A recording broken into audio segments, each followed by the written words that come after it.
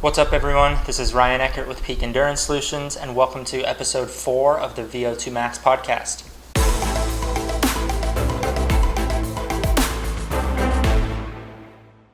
What is up, everyone? I'm pretty excited about today's podcast because I have, had a lot of personal experience with the topic that I'm going to be talking about, and I've also had a lot of interest in this topic specifically because I've had such horrendous experiences with altitude. So altitude is the topic that I'm going to be covering today, and more specifically I'm going to be talking about the effects that altitude has on our bodies physiologically and how that then subsequently impacts us during training and racing. And then I'm also going to be talking about how you can best approach training and racing at altitude. So when I say I've had some bad experiences at altitude, I particularly mean while racing. For those of you who don't know, I live here in Tempe, Arizona, which sits at just about 1,100 feet above sea level, and that's pretty much most of the greater Phoenix area. So all of us athletes who live out here are kind of sitting around about 1,000 feet above sea level. Now, luckily, we have some amazing areas that we can travel to that are just a couple hours away to escape the brutal summer heat here, but they all happen to be very, very high above sea level at 6, 7, 8,000, 9,000 feet above sea level. And so I've gone up there before to train at higher altitudes for a day or a weekend. And yeah, obviously it affects me, and I'm going to talk about how it affects me and also you as an athlete here in a second. And I've never had any major issues, but for some reason racing up at altitude has always gotten me. Even when I've paced things appropriately and hydrated and fueled appropriately, I've always just seemed to not do very well at altitude, particularly when I race for longer periods of time. So if I go up to altitude or elevation and I do a very short race, I seem to be okay, but I tend to not do quite so well when the race duration goes over 2, 3, 4 hours. I tend to fall apart and get altitude sickness pretty quickly. And then my race pretty much goes in the tank. Had lots of experience with that, and that's kind of what has spurred me into wanting to learn a lot more about altitude and how it affects me, and then also how to approach altitude. And so I've had the fortune of looking into a lot of the science related to altitude and how to approach acclimatizing for altitude, how to adjust pacing for altitude, those sorts of things. So let's dive into the physiological effects of altitude first. And so I have to say up front that this conversation is going to be geared towards those types of athletes that tend to live at lower elevations or closer to sea level. So when you hear me say the term high altitude or high elevation, think 5,000 feet and above. Anything below 5,000 feet and you don't necessarily feel the physiological effects of altitude on your system, maybe around 3,000 to 4,000 feet, you might start to feel it, but it's such a small effect that it's pretty much imperceptible to most athletes. If you think about Boulder, Colorado, for those of you who have ever been to Boulder, Colorado, that sits right around 5,000 feet. That's kind of the edge of high altitude, in the sense that that's where you start to actually feel the effects of altitude. So for those of you who live at higher altitudes, higher elevations, it's still a worthwhile conversation, but just know that I'm going to be framing a lot of what I talk about in the context of living at lower altitudes and traveling up to higher altitudes to train and race.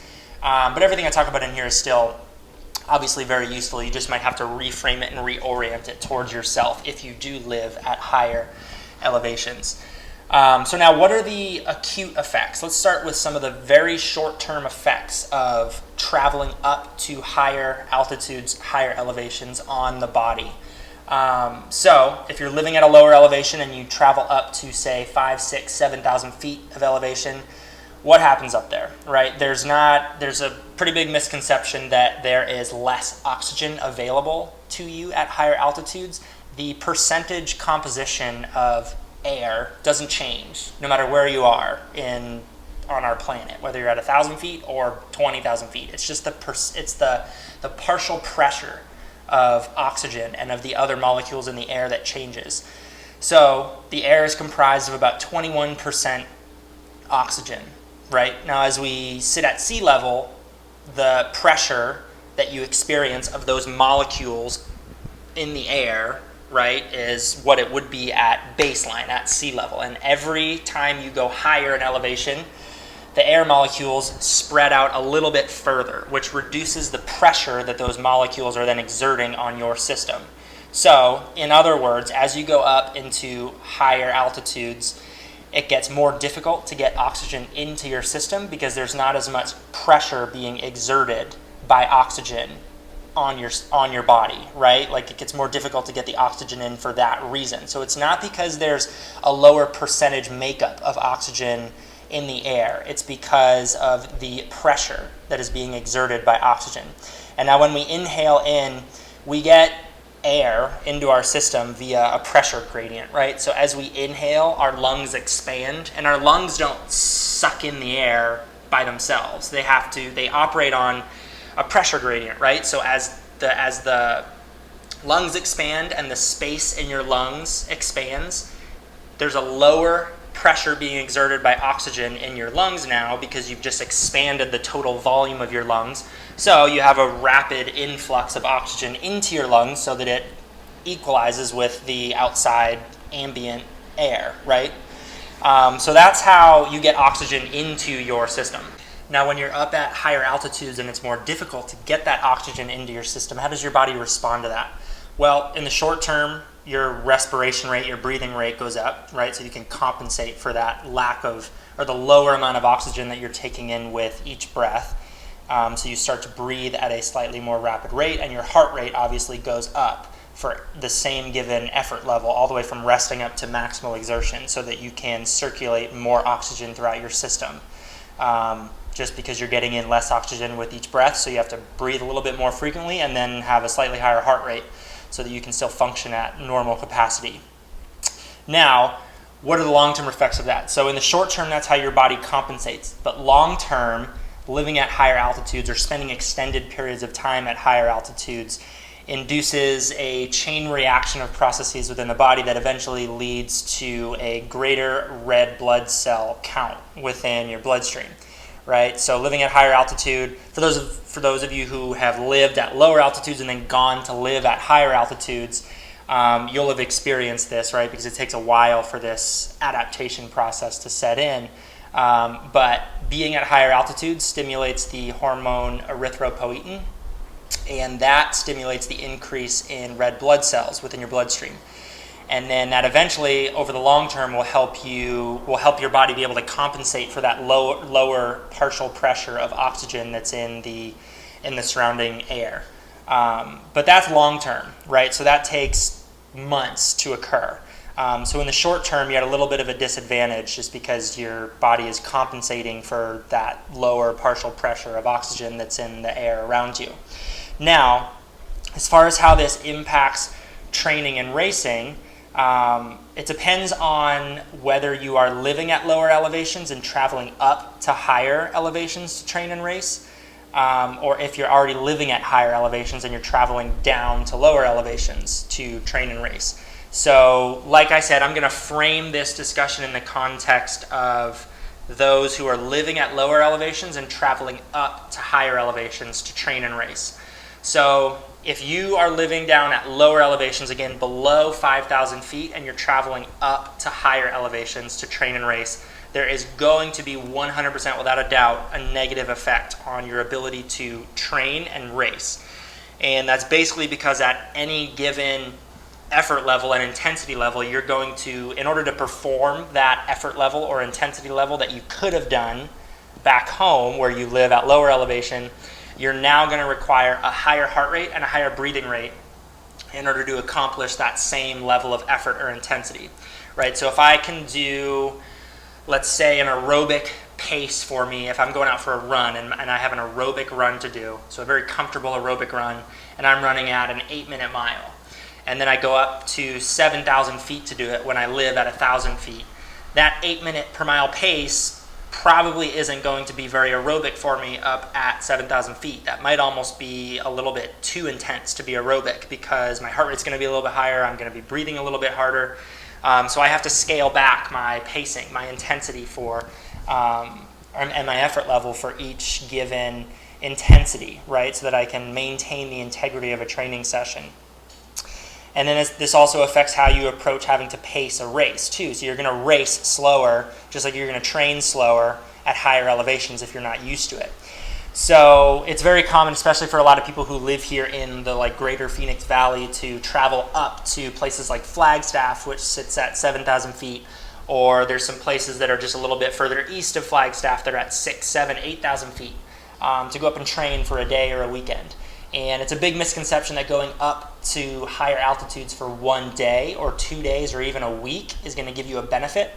It's only going to negatively affect your ability to perform training sessions, particularly very intense training sessions, because you're not going to be able to hit the same paces and speeds that you would at lower elevations.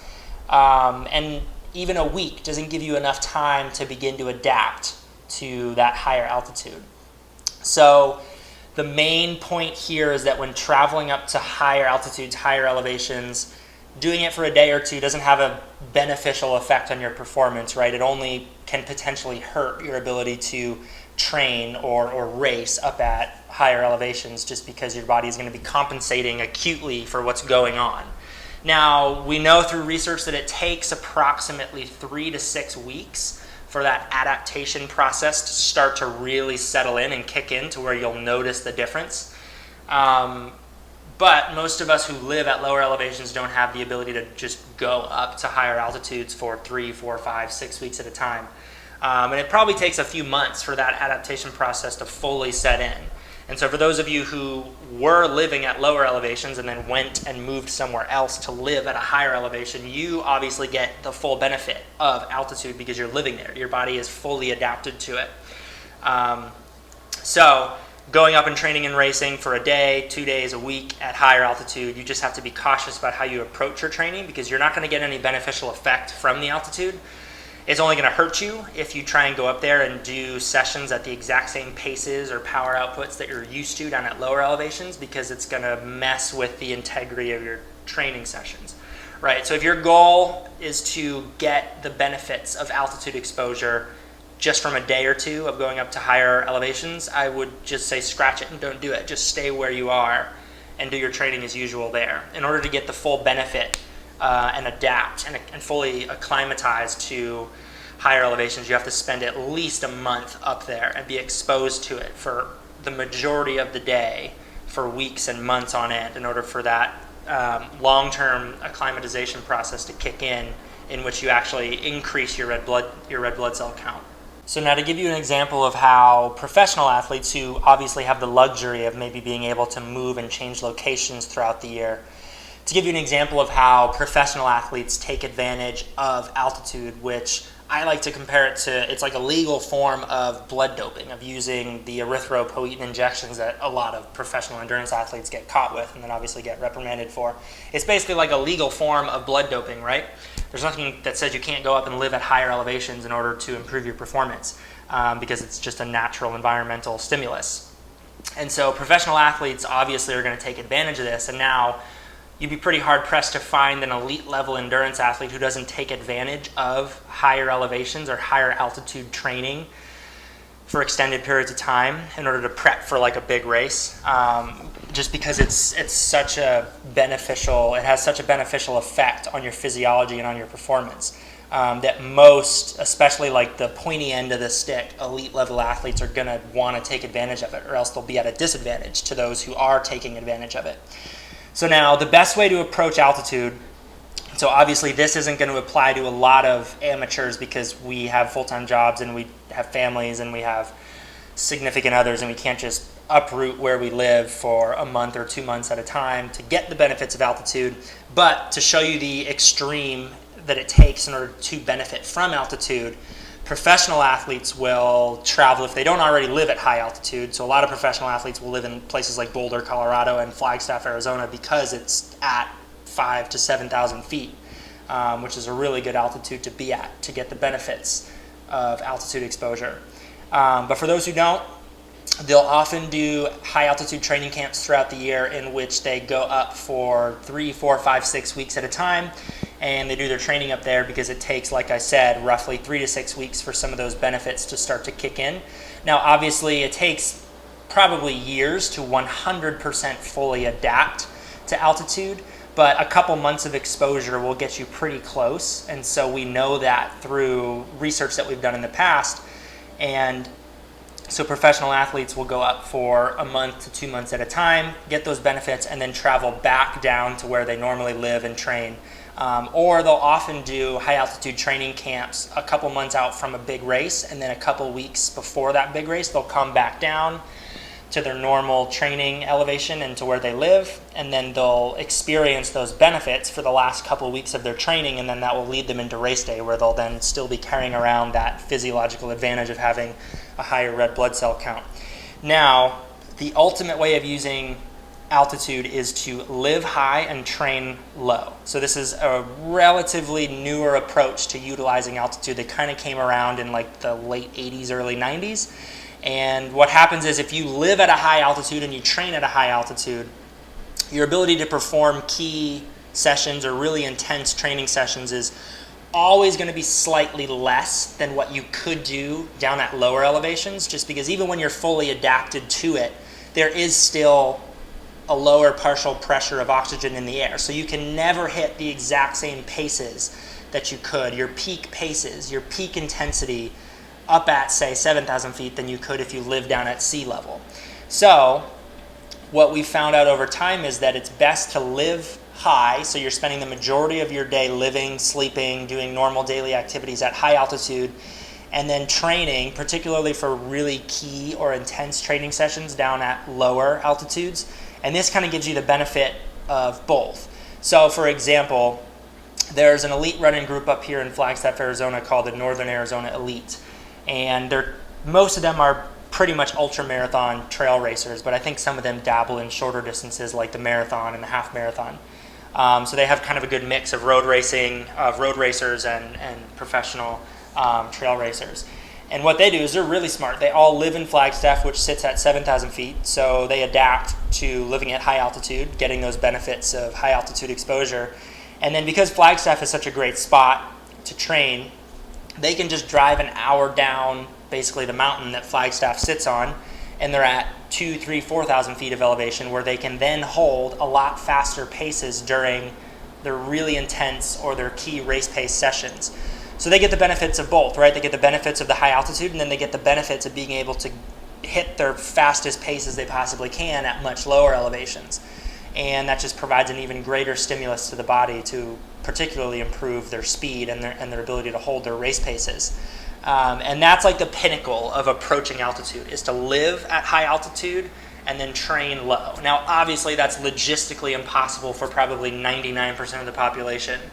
The closest thing that we can get nowadays is there are special tents and chambers and particularly the tents, they're called high altitude tents, and they simulate the effects of altitude. And most people can buy them. They're not insanely expensive. And I'm not 100% sure what the research is behind those, because they don't simulate high altitude exactly the same way. But the closest thing that most of us amateurs or age group athletes could get would be to sleep in like a high altitude simulating tent and then wake up and then just go about doing our normal training. But even still, research tends to suggest that you need to be exposed to that higher altitude that you want to adapt to for the majority of the day, like 12 to 14 hours of the day for weeks and weeks and weeks and months on end in order to adapt to it. So I don't even know if sleeping in a high altitude simulating tent for 6 to 9 hours a night is going to be enough of a stimulus for you to adapt.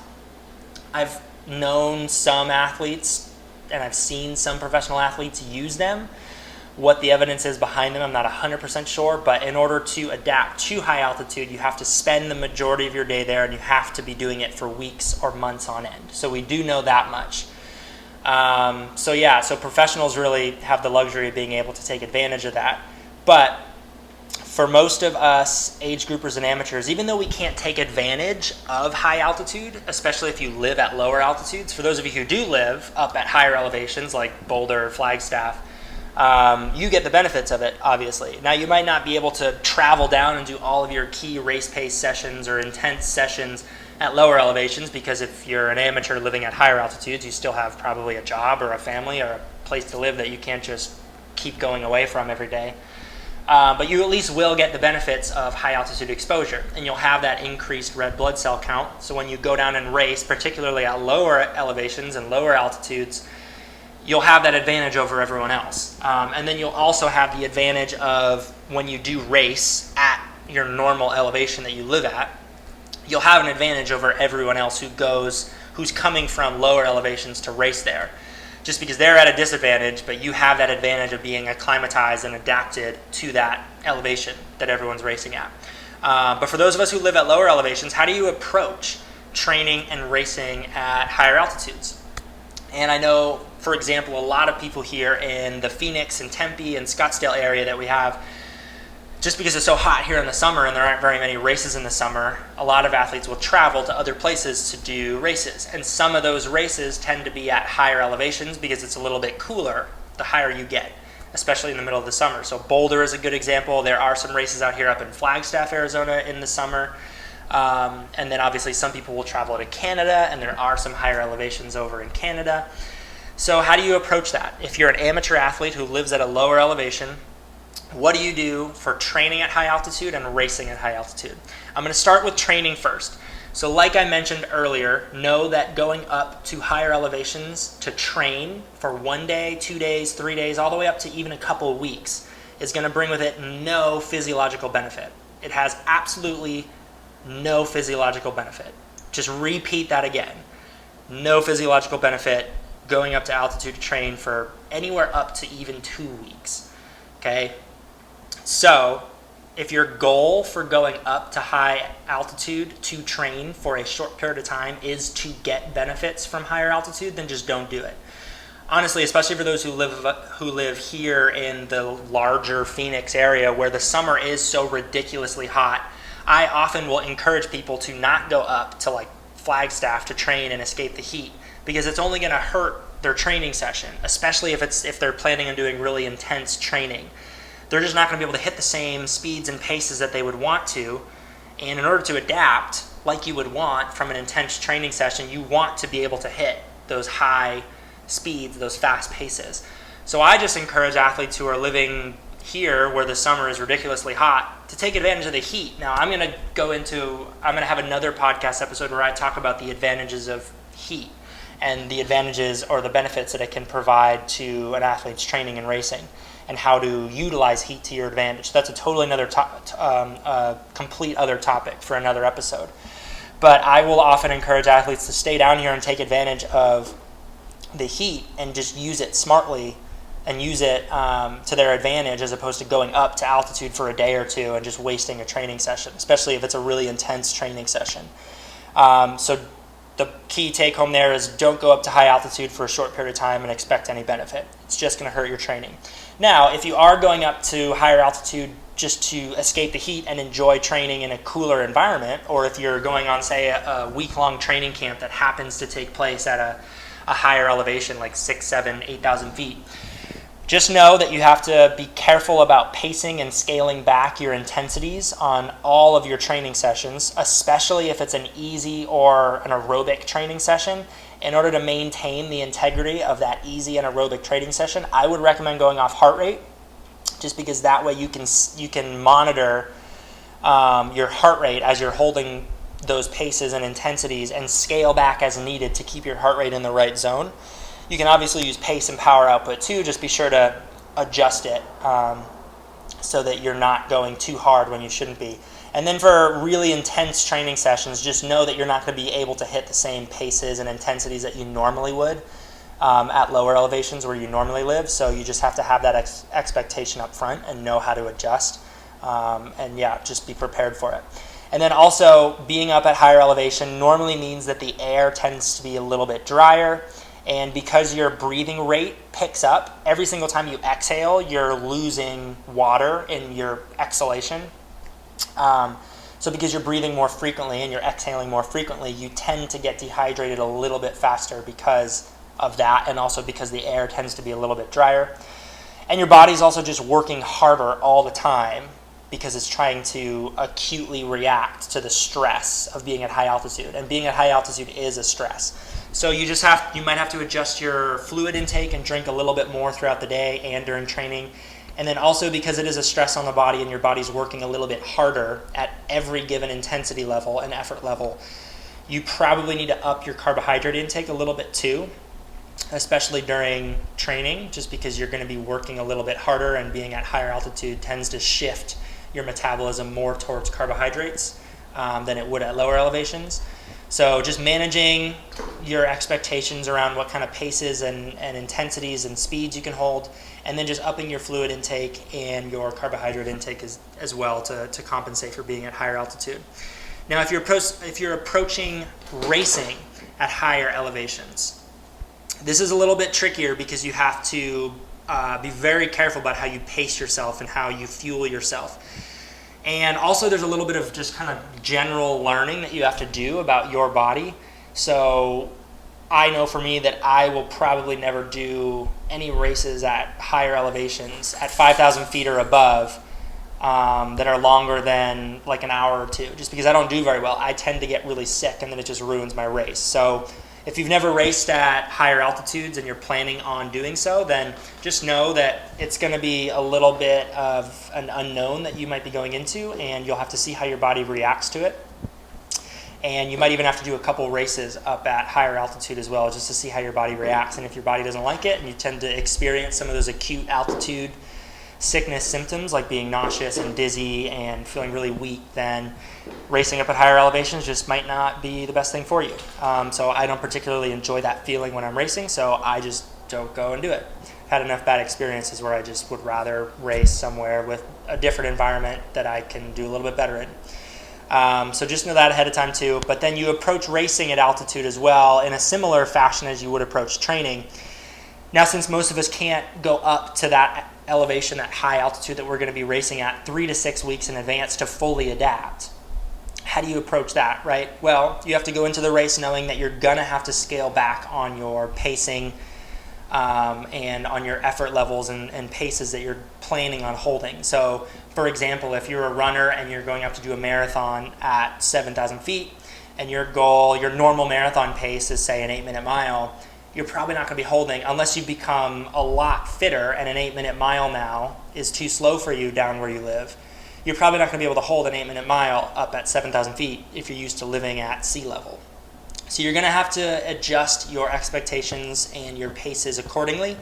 Now, I will link into the show notes below a really useful article that came out from Training Peaks. So someone looked at a couple different research studies actually that had been done, and they put together this really nice table of how your capacity to do work changes as you go up in elevation. And it's a really nice chart to use for triathletes, cyclists, runners, and even swimmers, I guess, too, so that you can quantify how much you might have to adjust your pacing by. And so in general, what research tends to show us is that for every 1,000 feet we go above sea level, our performance declines by roughly 1% to 2%. So for example, if you live at, I'm going to use a cyclist as an example so I can use power output because it provides a nice clean number and an easy number to work with. So let's say I'm a cyclist and my plan is to do a time trial, a 40-kilometer time trial, right? So it's about 24, 25-mile time trial. And at sea level, I can hold 300 watts, right, for roughly an hour. Now, if I'm going up to 7,000 feet, or let's say 5,000 feet to do that, I know that my performance, my ability to hold that power is going to decline by roughly 5 to 10%. So what's 10% of 300? 30. 5% of 300 is 15. So I'm going to be holding likely 15 to 30 watts lower if I'm doing a 40-kilometer time trial. That's at 5,000 feet. So that's one example of how you would use that, but I'll be sure to link that down into the show notes below because this is super useful for you to use if you're planning on adjusting your pacing for racing at higher altitude. So it's really useful for triathletes, runners, swimmers not so much because you're not necessarily pacing yourself off of a specific pace, but it might be useful to know what effort level is going to yield your race pace up at higher elevations.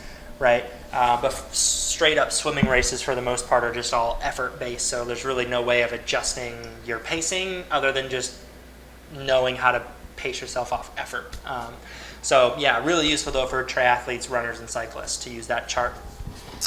And then also, like I said, with training up at higher altitude, you also have to make sure you're paying a little bit more attention to what you're fueling with and how much of fluid you're taking in and how much carbohydrate you're taking in.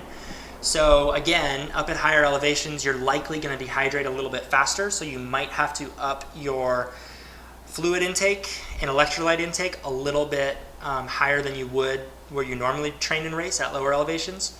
And then you're also likely going to have to bump up your carbohydrate intake as well. There's really no guideline for how much, at least that I know of.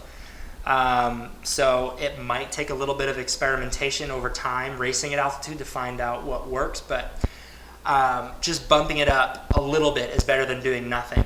So just have that expectation ahead of time too. If you're used to drinking just one 24-ounce bottle of an electrolyte beverage per hour that you race, and this is it applies particularly to races that take longer than 90 minutes to complete. If you're going up to higher altitudes to do a 5K, you're obviously not worried about fueling because it doesn't matter. You don't really need to fuel during a 5K or a 10K or a sprint distance triathlon even. Fueling doesn't really come into play as being a major factor determining performance. But for those of us who are going up and doing like a marathon or a half Ironman or an Ironman, fueling becomes incredibly important. And it's even more so when you're up at higher elevations because you're going to need a little bit more water, a little bit more carbohydrates. So just be sure to adjust accordingly as you go up and race at higher elevations.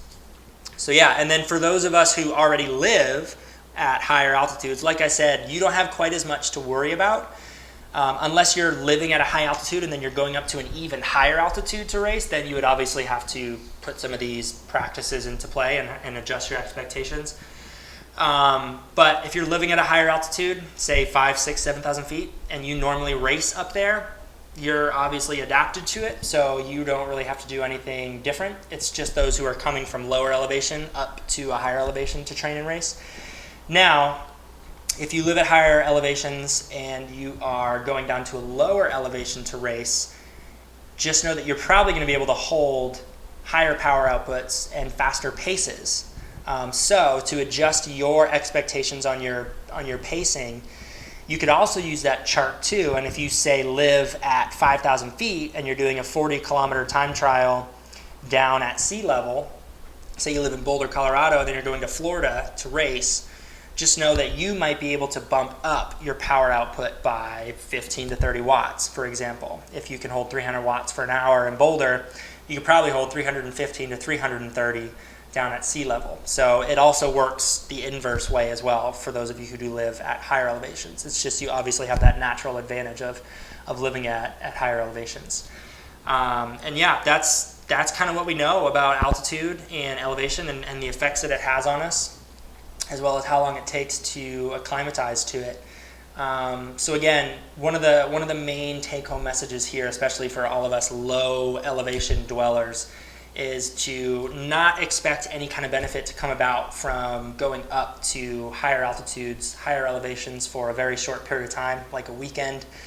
Totally fine to do it, nothing against doing it. I do it as well in the summer here. I'll often go up to Flagstaff to train and to do the occasional race. Just know that if you're doing that, you have to adjust your expectations a little bit, be a little bit more careful about how you're approaching certain training sessions and your fluid and carbohydrate intake. And then just know that it is useful to know that it does take chronic exposure, i.e. 3, 4, 5, 6 weeks or longer in order to begin to adapt to higher altitude, even though most of us won't be able to take advantage of it. It's definitely useful to know so that you can avoid some of the pitfalls of going up to altitude for short periods of time and expecting a benefit. So hopefully this was a useful discussion or conversation for you to listen to. I know I have to have this conversation with some of the athletes that I work with quite often as well, because there are a lot of misconceptions out there about higher altitude, higher elevation, and how to use it and what it does to you. So yeah, hopefully this was useful for you as an athlete if you are planning on going up and training and racing at higher elevations. And if you're a coach as well, feel free to share this podcast with athletes that you know that might be going up to altitude, to higher altitude to do a race, or if they like to go up to higher altitudes in order to get a benefit from it, but they're only going up there for a day or two, it might be a useful conversation to share with them as well, just to share some of the facts surrounding altitude and how long it takes to adapt and acclimatize to it. If you have any questions on any of this stuff, feel free to shoot me an email or shoot me a message through our website. Again, those modes or methods of contact will be linked into the show notes below. And yeah, hope you enjoyed this episode of the VO2 Max podcast, and looking forward to joining you guys again next time.